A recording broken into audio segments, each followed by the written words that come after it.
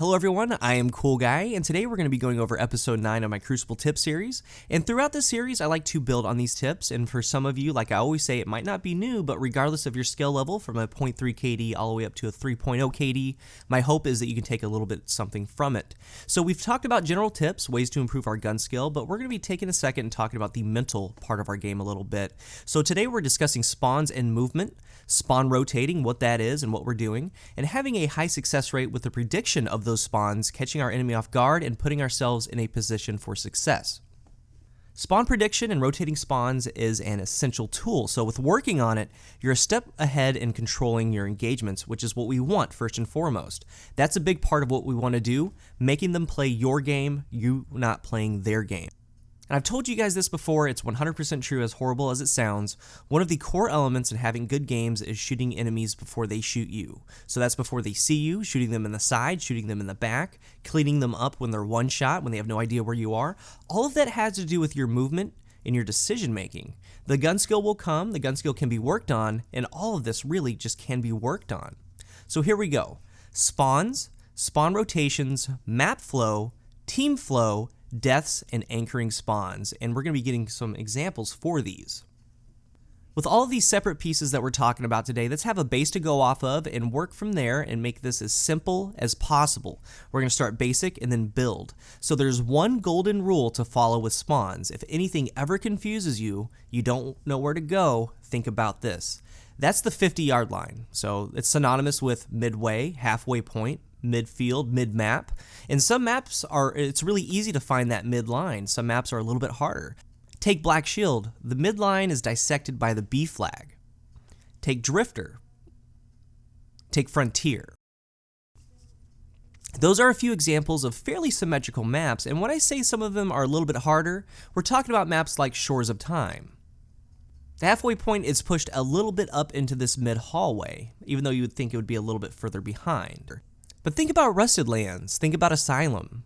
Where is that 50-yard line? Picture it in your head. That's midfield, and we're constantly going to be coming back to this.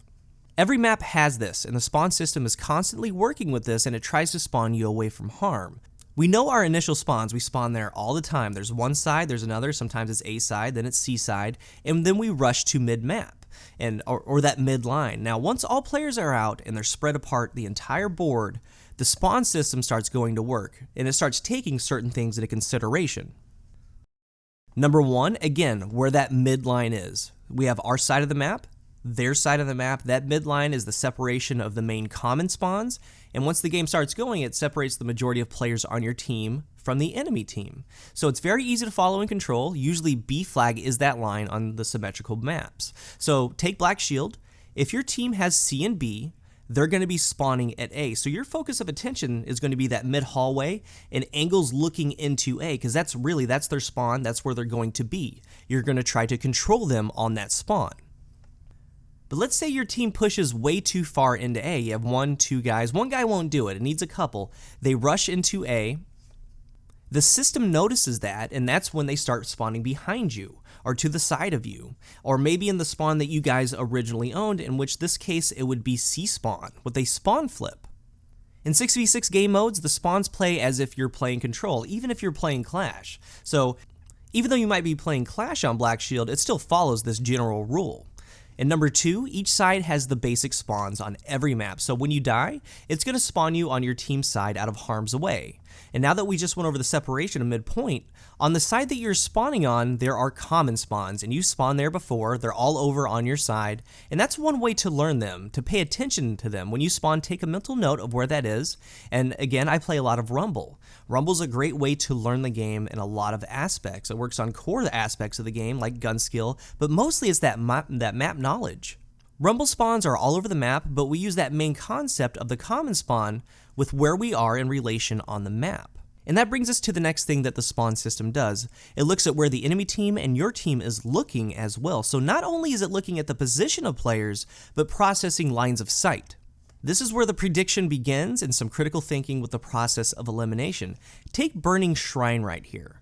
I get thrown into a game, and we usually know how that goes when you get thrown into a game. But I spawn in, the first thing I see is that I spawn inside. So since I spawn there, the enemy team isn't going to be spawning there unless there's one guy on a rotation, which we're going to talk about later. But this is establishing that this is our side at the moment. So I go up to mid and I look at my team. So the mid line for Burning Shrine is exactly where I'm at right here. I take a quick look left and right, I see where my team position is, and I was going to go to the right and a teammate went down. I kind of noticed that real quick, so I changed where I wanted to go.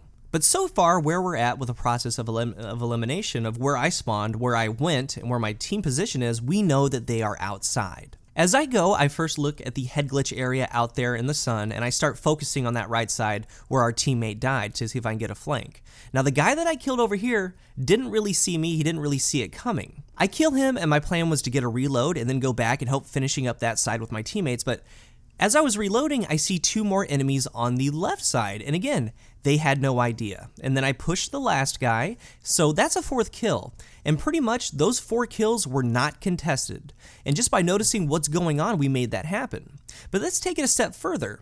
After I get this triple over here on the left, I immediately go back right to see where the enemy is, where my team position is. So I stop, I do a quick scan, I look left to right, and I see that my team is on this left special, so they either spawned there or they're holding down position right there. And in the back, I see a little teammate back there on the left, and quickly that tells me he's either A, getting collapsed on, they're going to him, or the enemy team is gaining position on him. So my team is on the direct right. That tells me they are spawning at C. 100%, there's no other spot that they can spawn at due to all the positions that we're looking. They are either spawning on the flag at C, or let's revert back exactly right here when I spawn into the game. So there are no other places. I go up and look, there they are. In these situations when you spawn, you can go meet up with your team. That's never a bad idea. We'll talk about that later. That's always a good thing. You can push with your team, fight with your team to fight what they're looking at, where they want to go. But you can also use this as a rotation, such as I did. And when players talk about rotating, rotating is a general term, and it's effectively moving in between points of interest on the map, to spawns, to dominant positions, to rotate around to collapse an enemy, to pinch them. You know, seeing where your team dies at, right? So that brings us to the next thing, it's deaths. Deaths from your team is kind of self-explaining and it ties into everything. And it's a small section of this video, but it's a huge part. When your team dies, there's a 50-50 chance for the enemy team to try to take the position that your team just was. That, or they are definitely looking at that angle, at that line of sight. So you can use that as an opportunity to gain position on that line of sight of where they're going to be, is that critical thinking to gain the angle. And team deaths are just a big part of the spawn prediction and your movement of where you want to go. So using these 4 main general rules, we make a prediction.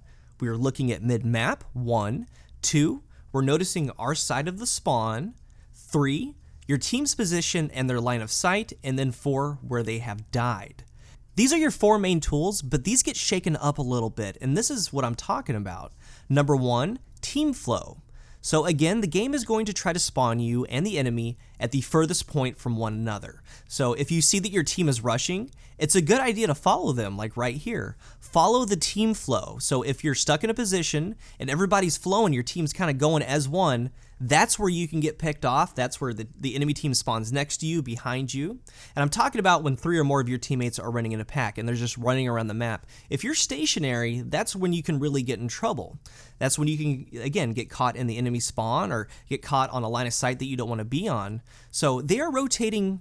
Your team is actually rotating around the map, hitting spawn after spawn, hitting them as a unit. So it's a good idea to be there with them. So that's team flow. That's flowing with the team and what your team is doing on the board, on the map at that time. But next, let's talk about the map flow, because that's different. Burning Shrine is an excellent example of that. And we just went over mid-map is technically right here. But things like elimination and trials, sometimes we tend to play the opposite way, and that's something to pay attention to. That's the map flow at the moment. So depending how the game is playing out, that can happen. It can flow to a different midline for a little bit. So take this clip right here and listen in. I was able to survive there. I was just a little bit more aggressive than I should have been. They're going to be out there by the rock. I mean, we automatically know that when we spawn. Oh. Look at how beautiful this thing does, man. Like I said, you just got to keep it to a certain distance. We know that midline on Frontier is separated right here at mid-map, but judging where I spawned, because if the spawns were safe, usually it's generally in the back, right here, right here, right here. We know where these spawns are, but it specifically spawned me right there looking in this direction. Looking at where my enemy team is and where everyone is, it looks like the spawn in the back corner right here might have lines of sight. So I know that they are directly in front of me and they're on that rock. There's really no other place I should be looking off spawn. That's my first anticipation.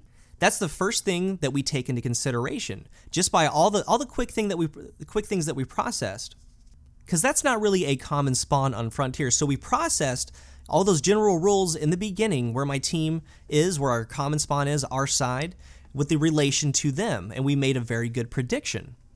And at that time, the flow of the map was working the opposite way. Next thing is what's called anchoring spawns. So this can either be a good thing or a bad thing once you put yourself in this position. Now, when you anchor a spawn, we are trying to take that spawn, to anchor it. Now, the best area is the primary spawning point. A good example is Shores of Time.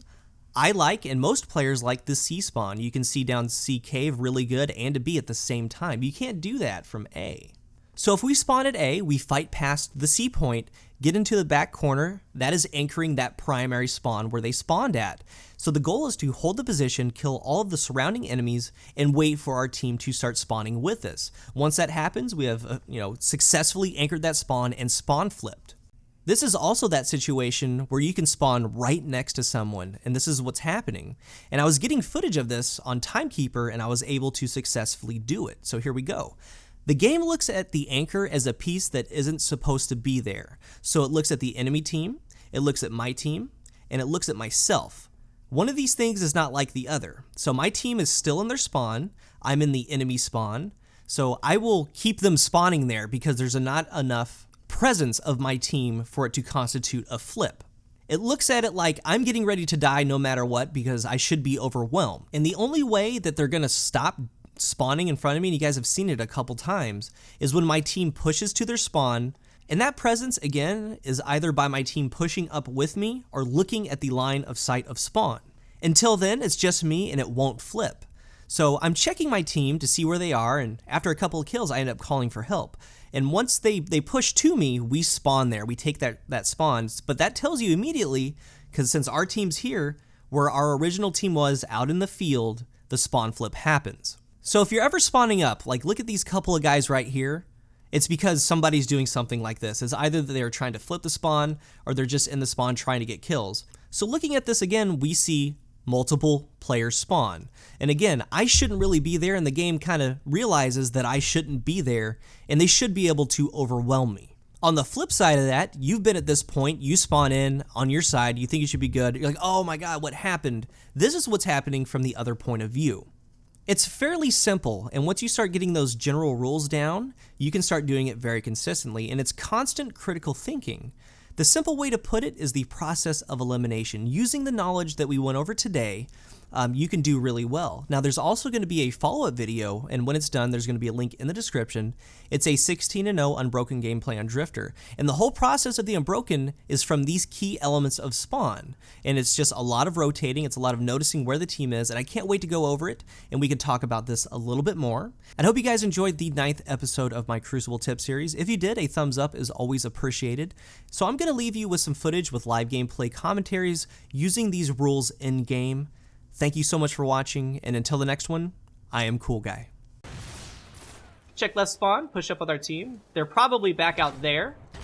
If not, they're back in our spawn. I would say that they're back in our spawn in this corner. It's one of the two. Just gotta wait for them to come out. Yeah, they're back here. Alright, there's a two. And come up and cover right here. And rotate. They've got to be out here, which they are. We're gonna help out our no-land guy.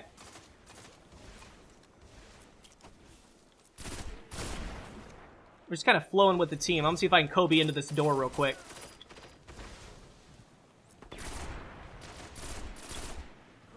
I missed him. It's okay. So the play here is to help out our teammate. Never mind. There's way too many of them. We're gonna keep cover and help this guy out. The spawn's flipped. They're going to be coming right out of this main door right ahead of me. There he is. Disengage him. Tracked him really well with the burst. But if you notice, man, I've been mostly using my primary. I've been keeping to a certain distance. Like right here, this is sidearm. Nope, this is run away. That isn't even sidearm. This is run away to my team.